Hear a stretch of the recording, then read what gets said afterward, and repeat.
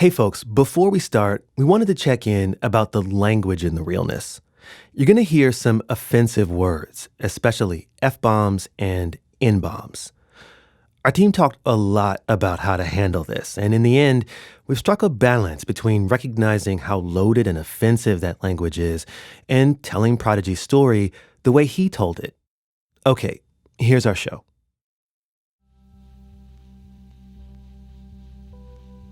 You know, a lot of people think black people should be defense attorneys. Why are you a prosecutor? Oh, you're a sellout. This is this woman I met named Risco Mention Lewis. She spent years as a prosecutor out on Long Island. She's black. I actually had a black woman in a jury, an old black woman. I was smiling at her, saying hello, and she whispered in my ear, you sellout, you traitor. I always thought that was funny. She don't know me, so I don't care what she thinks. She's tough. When you shake her hands, it's a real handshake. And she decided to become a prosecutor specifically because she wanted to be the person in power. Would you rather be the person begging for power or be the person who can make the decision about power? I want to be the person who gets to weigh in. Risco met Prodigy when he was just 22 years old. She was prosecuting him for violating probation. A few years earlier, he'd been arrested with a pistol in his pocket. Like you heard in our last episode, guns were starting to become a big part of Prodigy's life. He was involved in a shooting at a record label. He was sneaking guns into nightclubs. For this first arrest, he was sentenced as a youthful offender.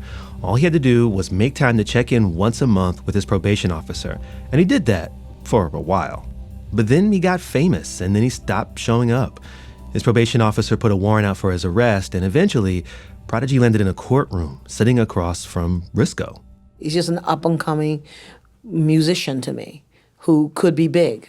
Okay, but that didn't mean anything to me. This was one of her first cases in county court. While we were talking, at some point, she stared off in the middle distance.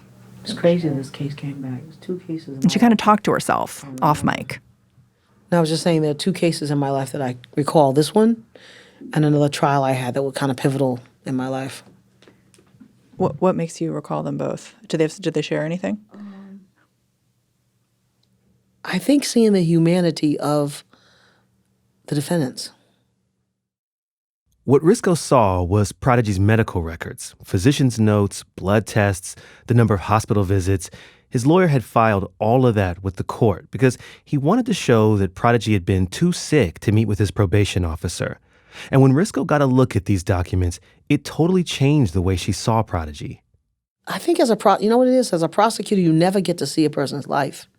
I read about his illness. I read about him being in pain in the hospital. I read about him writhing in pain in the bed. I read about him.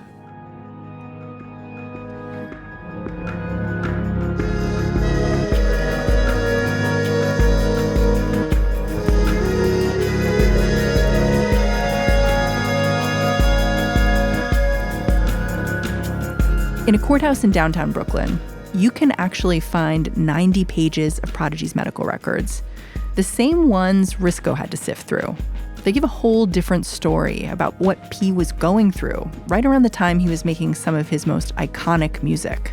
Looking at these files, we got a first-hand look at the kind of care sickle cell patients get in this country.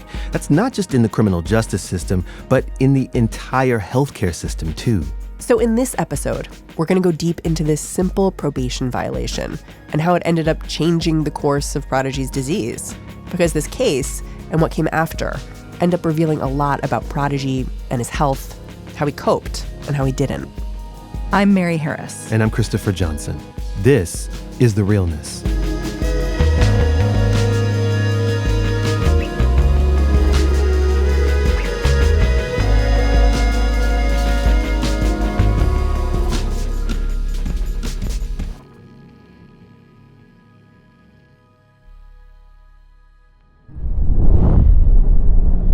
Going on tour, I didn't realize I was killing myself. We was touring overseas immediately when shook ones and all that. We would get off the plane, I'm sick, I gotta go right to the hospital. Can't even do it, gotta cancel the show. I gotta perform by myself. I had got sick in Paris, had to go to the hospital in Paris, I had to go, different places overseas. And, I just thought it was normal.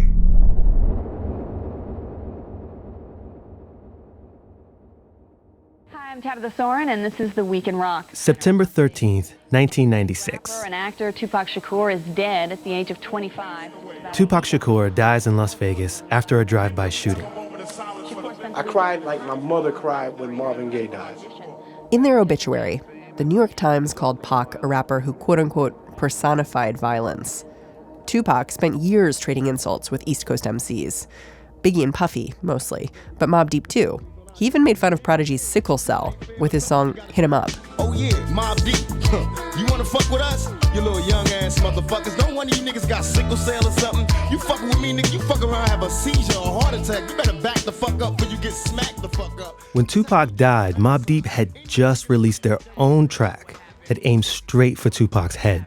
Who shot her? You probably scream louder than an opera. New York gotcha. Now you wanna use my mob as a crutch. What you think you can't get bucked again, once again. Back in the house once again. This is basically a thinly veiled diss track. It's aimed right at Tupac. They never actually say his name, but everybody knows who Mobb Deep is talking about. When Tupac died, Mobb Deep pulled the song off the radio out of respect for Tupac's family. And within a few days of all this, Prodigy shows up in a traffic court in Hempstead, Long Island. It's the kind of place you're usually in and out of in a day, but instead he got arrested. This is the moment that probation violation finally caught up with him. So I got hired to deal with the violation of probation. That was the first case I had with him. Irv Cohen is a lawyer who represented Prodigy in almost all of his adult criminal cases, starting with this one. So we have these hearings, and it keeps getting postponed. Postponed because Prodigy kept getting sick. And occasionally when we go to court, my client's he's not there. Prodigy's not there because now he's back in the hospital again, even during the violation proceedings, right? Well, apparently this pissed off the judge. And that's where these medical records come in, the ones we found years later in that Brooklyn courthouse. Irv filed them because he wanted to prove that Prodigy was too sick to show up to his probation visits and too sick to show up for court. Prodigy misses hearing after hearing. And if you look at those court documents, you can see just how skeptical the judge is about this whole case. Actually, let me just read to you from the transcript. The judge says, there has to be an end to this thing. When is that going to happen? Is it going to happen in my lifetime or your lifetime or the district attorney's lifetime? I actually remember the assistant district attorney helping me because she was not happy with what the judge was doing. This district attorney, the one who helped Irv, it was Risco. I didn't learn until after you're supposed to kind of, go along, I guess, on probation cases because, it's really probation is saying this person did wrong. And you're supposed to do what probation asks. But for whatever reason, it's just not my nature.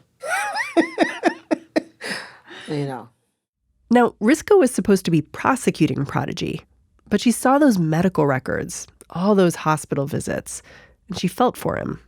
The judge didn't. And the judge was saying, I think the thing that stuck out most to me was when he said, I read the medical records, and so I remember reading it said, patients resting comfortably. And the judge said, oh, that meant he was faking before. And I said, no, it meant he was suffering before, and now he's resting comfortably. He wanted me to use that as evidence that he was not in pain. Prodigy's lawyer, Irv, tried one more tactic. He got a doctor up on the stand to testify about sickle cell, and he asked the physician if getting locked up could actually be dangerous for someone like Prodigy. Now the judge seems angry. He basically asks Risco to object. She remembers thinking to herself, if you want to object, you can come down and take a pay cut and take my job and object. Otherwise, I'm going to do my job and you do yours. But I'm hoping I didn't say that out loud. At this point, the judge seems to be the only person involved in this case who's actually arguing against Prodigy. Again, this is in the court transcript. The judge says, quote, if the district attorney is not going to object, then I'm objecting, and I'm sustaining my objection. Eventually, he ruled against Prodigy, sentenced him to 1 to 3 years in state prison. It just didn't make any sense to me, except for the fact it was bias. Later, Prodigy would call this judge the most racist judge in Nassau County. Actually, he calls him Archie Bunker. But, I asked Risco if racism is what she saw when she was in that courtroom, and she shook her head. Maybe he just thought the kid was full crap. And let's face it, he was no angel. So I can't say why the judge acted that way. I can't say it was racism. It could have just been ageism.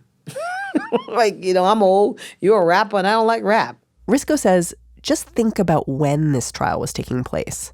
It got started just as Tupac was killed in Vegas. And by the time it finished, Biggie was dead too. Rap wasn't exactly positive back then. You might as well have said rap criminal. So it might have not so much been about race and more about he was a rapper and he was young. When this judge looked at Prodigy's medical records, he saw something really different than what Risco saw or what Prodigy's lawyer saw, any of those lawyers arguing in front of him. So I asked someone else totally to translate these documents. Increased pain, got morphine, report. So you can read them. I was like, I don't think. Yeah, I can read it. It's scratched, but I can read it normally. His name is Dr. Wally Smith. How long have you been treating sickle cell? I've been taking care of sickle cell since 1984. Dr. Smith researches sickle cell, and he takes care of about 400 patients at Virginia Commonwealth University. Yeah, the early ones seem to just say walk out. That's what that meant? Walk out. Couldn't read that word. Left AMA. Yeah, that means he left against medical advice. So in these records, you really can see inside P's body. He keeps getting these bone scans of his clavicle, his left leg, his right arm. All of these bones are severely damaged. He has what's called fish mouth vertebra, which is when your backbone is literally wearing away. One doctor told me, it's kind of like they're rotting. Yes, that's a good word. Rotting is a very good word. Truly, it is occurring in every long bone all over the body. I asked Wally to explain just what was going on here, and he said you can think about what's going on in P's body, sort of like a heart attack, but in your bones. That means no oxygen is getting to the bone. It's a deep ache. Myocardial ischemia is what leads to a heart attack. This could be thought of as a bone attack. It's just no pain like you've ever had before. It's gnawing, it's deep. It doesn't go away until the ischemia itself goes away. That can take days to weeks. P was also getting something called acute chest syndrome. This is one of the worst side effects of sickle cell. It's actually one of the leading causes of death in sickle cell patients who are his age.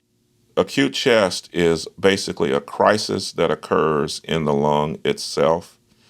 The blood vessels of the lung essentially get sickled blood in them. Tell me about that. If he had 4 instances of acute chest, what does that mean? That's a harbinger of bad things to come. Each one of those could have killed him. When you listen to Prodigy's music, one of the things that P is known for is being a storyteller. And then you look at these medical records and you see his body breaking down. It's a whole other story about Prodigy that most of us don't know. Can we talk a little bit about, at this time, 95, 96, he's early 20s. 22. Yep. What is that time period like for someone with sickle cell? It's hell.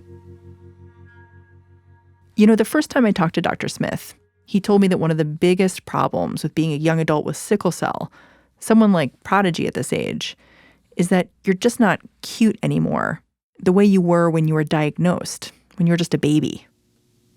They lose their insurance. They move out of the house. They're into it with their parents about their behaviors. Boy, you better stop all that drinking and smoking and don't use those drugs. They stop going to the doctor. They think they're invincible. Take sickle cell away for a minute. This is just normal adolescence.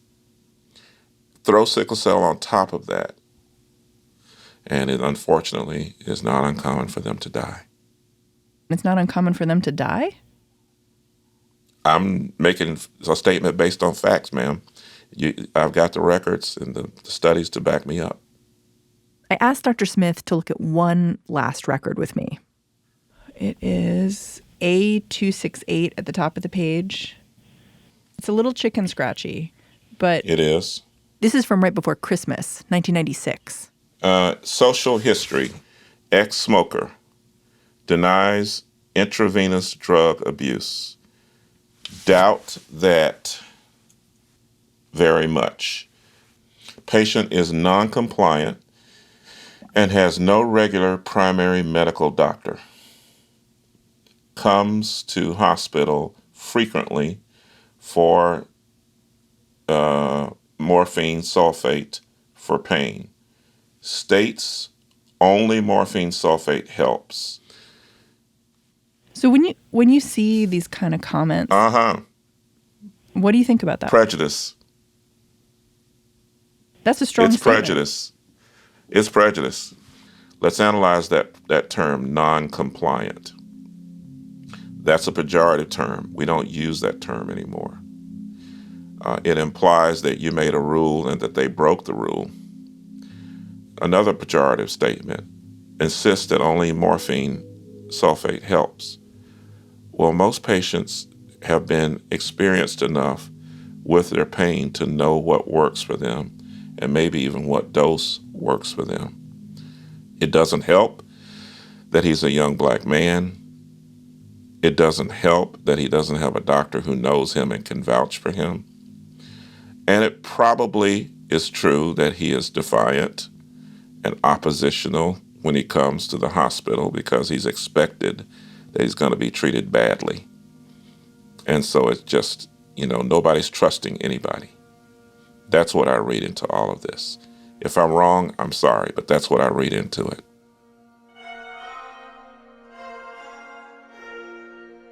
Do you remember how the case ended? Yes, I do, because it was quite hilarious. After the judge found Prodigy guilty, Risco has this picture in her mind of his lawyer rushing out like he's in a courtroom drama. And it might not have happened this quickly, but it seemed to me that when the judge ruled against him, then the defense attorney was going to appeal. And it seemed like we went into the hallway and made a phone call. And he asked me if I would get on the phone and tell the truth. And of course, I try to always do that. But I thought that he won the appeal, but I'm not sure. He certainly should have. Prodigy did win his appeal. His sentence was overturned. He only spent about a week in jail. But this short case changed the way Risco saw her job. Eventually, she stopped working as a prosecutor.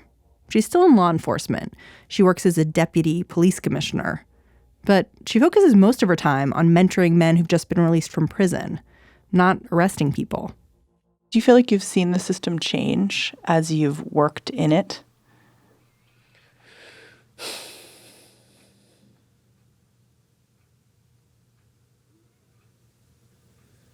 I'm not sure. I'm not really sure. I think that it's, I think we're trying to change it. Even though she didn't want to call this judge a racist, she did think his ruling was tied up in race. She told me we're just 45 years out from what she called apartheid in this country. She thinks we've come a long way, just not far enough. Do you think that case could just as easily happen today? Does.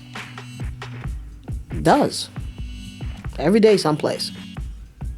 It's just the way it is, unless you have people who are willing to do justice. And no matter the consequence to themselves. For Prodigy, this case was like a blip. It doesn't even take up a single page in his autobiography. But in one way, it did change his life, because that doctor who testified about his sickle cell ended up becoming his personal physician. And Prodigy started going to one of the world's best sickle cell centers up in the Bronx. And 2 decades later, the people who took care of Prodigy still remember him.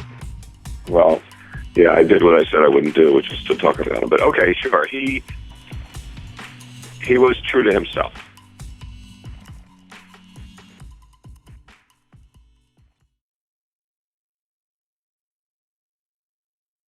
On Prodigy's first solo album, HNIC, he's got what is, as far as I know anyway, the only song that he ever wrote that's explicitly about his life with sickle cell anemia. A lot of Prodigy's tracks talk about violence, but this track, it's called You Can Never Feel My Pain. It's intense in a different way. Sedated with morphine as a little kid. I built a tolerance for drugs, addicted to the medicine. Now hospital emergency, treat me like a fiend. I'd rather die sometime, I wish a nigga OD. Prodigy seems angry at just about everyone, including the doctors and nurses all around him. He's talking about showing up at the hospital, needing medication for his pain, and having to prove how sick he is. And doctors calling cops on me, cause I be throwing IV poles and they ignore me. And it was one of his last lines. Doctors called the cops on me because I be throwing IV poles and they ignore me. That really got me thinking about Prodigy's life as a patient. I mean, and there was one time cops came in and cuffed him, I think. I can't remember because he was erratic and he was going berserk and he was throwing things because he needed morphine. Prodigy's brother, Greg Collins, took him on some of those hospital visits. So a lot of what Prodigy rhymes about in this song, Greg actually got to see it firsthand, and it was painful for him to watch. You know, that was, man, you talking about tough. And we sat and we've laughed about things, how he scared the bejesus out of people. Scared the nurses, scared. Oh my gosh, man. Just scared people, and you know, they didn't want to get near him. They didn't want to help him. You know, it was ugly. It was like dealing with a monster. But there was a place where Greg said that doctors and nurses saw his brother differently. They knew him. It was at Montefiore Hospital in the Bronx.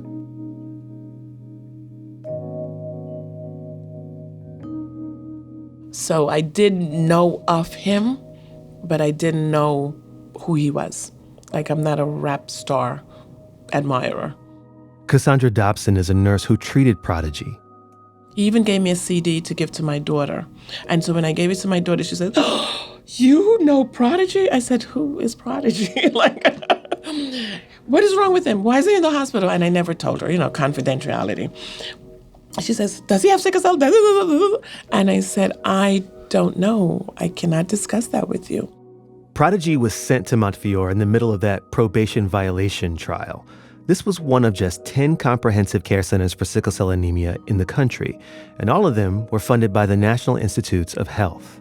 These centers were established when Nixon signed the Sickle Cell Anemia Control Act back in 1972. And Cassandra, she worked at this hospital for years. She ended up really liking Prodigy, just not the first time they met.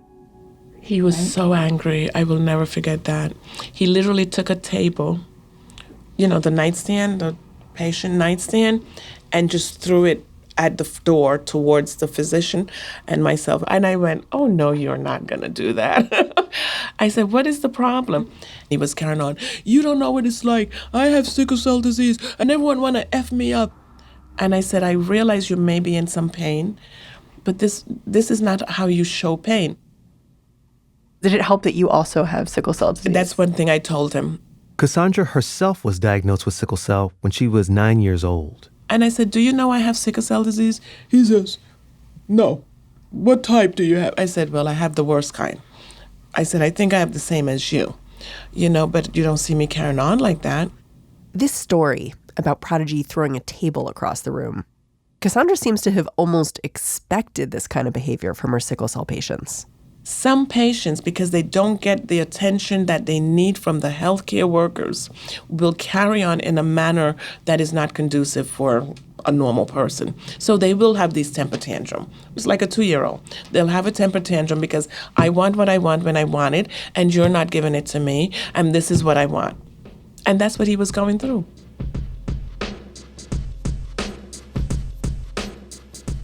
Cassandra said to understand what it was like when Prodigy came to this center, I should talk to one more person, Dr. Larry Citron. He treated Prodigy too. Can we talk about Prodigy a little bit? You know, what was your relationship with him? Well, there's a few things about this. First of all, I guess if he's not alive, there's no issue of confidentiality, but I don't really know that. So I should probably check that before I talk much about him. I will tell you that our kids knew who he was. I mean, apart from me, they knew his music and, yeah.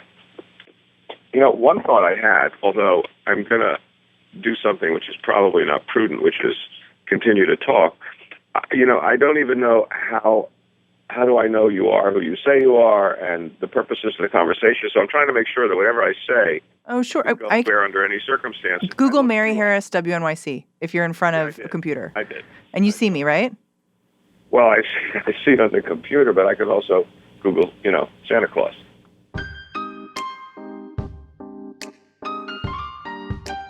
Dr. Citrin didn't really want to talk about Prodigy, but the sickle cell center, that he would talk about.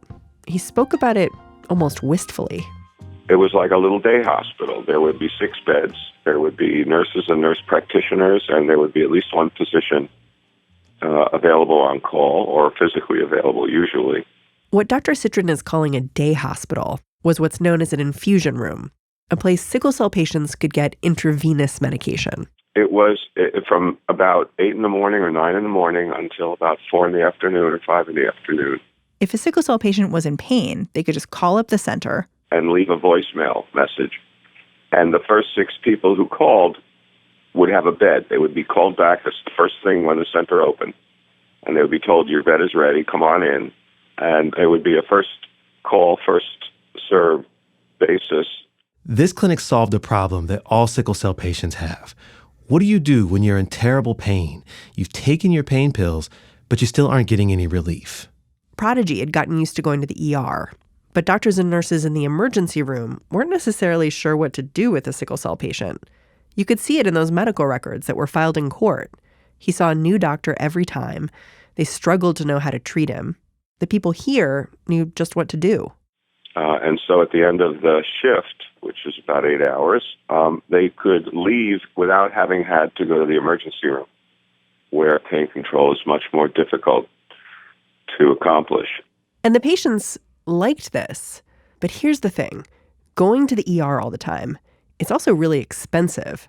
The lifetime cost of treating the average sickle cell patient is nearly $500,000, mostly because of all that time in the hospital. And at this sickle cell clinic, patients could avoid all that. The patients and the staff, all of us, had very direct personal relationships with the people we were taking care of. They knew us, we knew them. It was pretty personal. I mean, the one story I heard was that there was a moment where you talked to Prodigy about his opioid use. I talked to most of my patients about it. Yeah. He was tough. I did what I said I wouldn't do, which is to talk about him. But okay, sure. He was true to himself. Whatever he said, he believed. Whatever he said that he would or wouldn't do, whatever of what I might have suggested that he should do or shouldn't do that he didn't agree with, he was willing to take the consequences.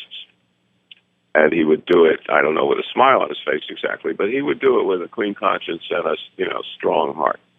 Dr. Citrin's got a lot of patience, but clearly Prodigy had an impact on him. I should probably stop, but it's just I think the simplest way to put it is that he walked the walk. He's a very smart person, too. Yeah, that's what everyone says. Everyone's like, he was like deep.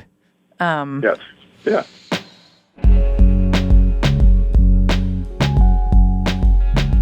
Despite all the good this center did for sickle cell patients, in 2008, the NIH withdrew funding for this center and all of its centers around the country. Dr. Citrin was there when the funding got cut. I tend to be willfully naive or out of the loop, so I didn't know it was coming to an end, although I think that knowledge probably was available. And I think when it became sort of public to our patients, it was a couple of months before it actually closed. There was still a clinic, but a lot of the time it was just one doctor seeing patients. No social workers, no nurse practitioners, no infusion room. And it was moved to a location that was kind of like hiding a book in a library. It moved to a location where numerous other outpatient services were seeing patients at the same time. When I called up sickle cell specialists all over the country to talk to them about these centers and why they closed, they spoke about this decision in a way I just wasn't used to hearing doctors talk. They were frustrated. One doctor at Johns Hopkins said, "Holy cow, what a dumb idea."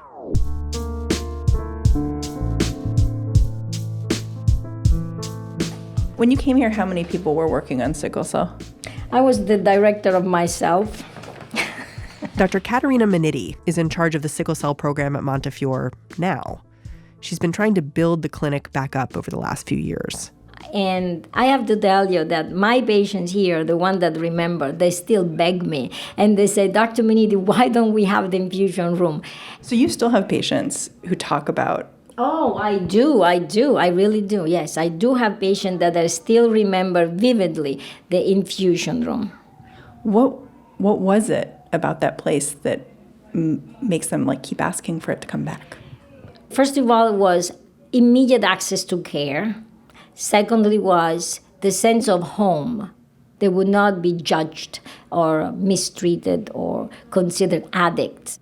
Dr. Minetti says the NIH defunded these centers because it wanted to research better treatments for sickle cell, even a cure.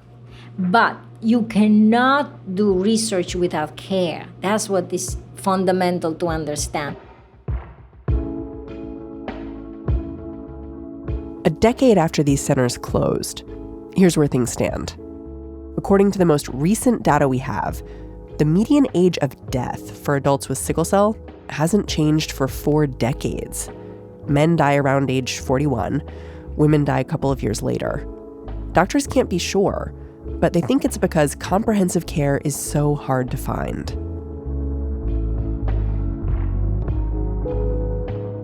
Cassandra Dobson, that nurse who once treated Prodigy, she remembers seeing him one last time. She says he just collapsed on stage during a show. And I even remember saying to him, why don't you develop an organization where you are the manager and you get other people that don't have sickle cell to sing? You don't have to sing because you're going to get dehydrated. You're going to be sweating like a horse. You're going to be trying to run around the stage singing, and you're going to collapse. I remember saying that to him because you're going to become so dehydrated. So you were worried about his health when he was touring? Definitely. Because I know that he was on tour hundreds of days a year. Consistently, yes. And that's one thing you cannot do when you have sickle cell. He said that he loved what he was doing. He did say that. He loved music. He loved rapping. He's sending a message to the world. I think the message could have been sent on a different platform, without you trying to kill yourself. So you worried about him dying young? It really, I was so hurt when I heard that he died. I literally had to stop, just pray and cried because he was in his 40s. Is that young? It's for now, for sickle cell patients. It should not have happened. When Prodigy died, all of Cassandra's concerns came true. But that's not where our story ends. Not yet. Because in 2008, just as all these centers were closing, changing the lives of countless sickle cell patients, that same year, Prodigy's life was also turned upside down. Next time on The Realness, Prodigy's Up North trip. The Realness is a production of WNYC Studios, hosted by me, Christopher Johnson, and Mary Harris. Our editor is Christopher Worth. We had help from consulting producer Kathy Yandeli and associate producer Aaron Mathewson. Celia Muller makes sure we're legally in the right, and Michelle Harris is our fact checker. Jared Paul is our engineer. Casey Means is our technical director. Our team includes Merritt Jacob, Amanda Aronchik, and Audrey Quinn, along with Stephen Renaud, Caitlin Sullivan, Ariana Jones, and Nikki Galtland. WNYC's Vice President of News is Jim Schachter. Trumpeter Christian Scott wrote our beautiful theme song and composed a lot of the music in this series. Additional music by Melanie Sue. Thanks to Pandora for sharing audio of Questlove Supreme. A heads up from them, you can stream their Sounds Like You concert online. That performance included a rendition of Mobb Deep's Shook Ones Part 2 by Nas. It was recorded just a few weeks after Prodigy died. We also want to show love to Prodigy's friends and family who gave us their time, welcomed us into their homes, and shared their memories of a man they treasure. WNYC's health coverage and the Realness is supported in part by the Robert Wood Johnson Foundation, Jane and Gerald Katcher and the Katcher Family Foundation, Science Sandbox, an initiative of the Simons Foundation and the Alfred P. Sloan Foundation.